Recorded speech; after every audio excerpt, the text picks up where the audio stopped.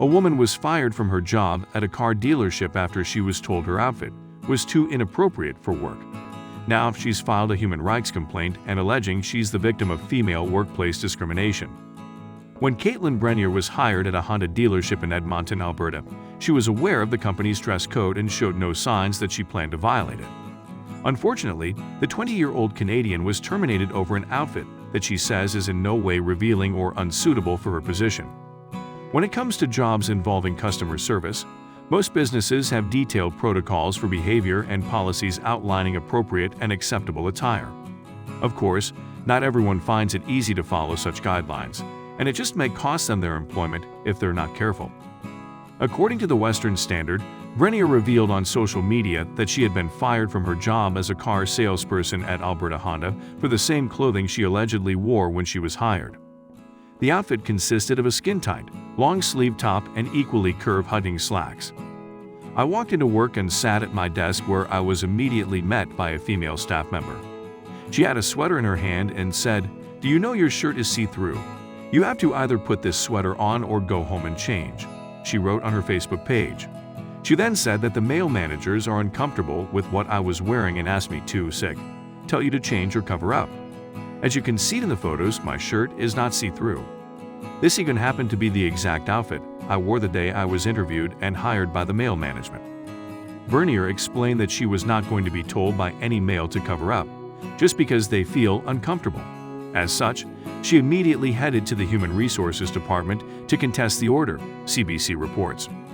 I went to the HR lady where she agreed with me that my shirt was not see-through and is fine for work. I was told that when the general manager, also male, got into work then we would have a meeting. I ended up going home and asked him to phone me when the GM was in to have a sit-down meeting.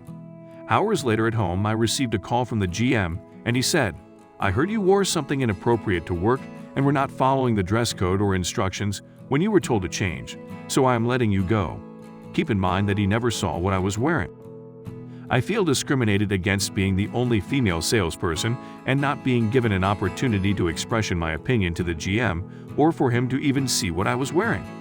Working here, I have experienced sexually comments from male staff, but my top made the males uncomfortable. I am writing this post to show that female workplace discrimination is a real thing. Brenier has since filed a human rights complaint alleging she is the victim of gender workplace discrimination. The dealership issued a statement denying any discrimination took place and claiming that this isn't the first time Brenier has violated the policy. Brenier says that she was never given any warning and that she hasn't been in trouble for her clothing before her firing. She claims that the dealership didn't take the proper steps to evaluate her performance and simply dismissed her.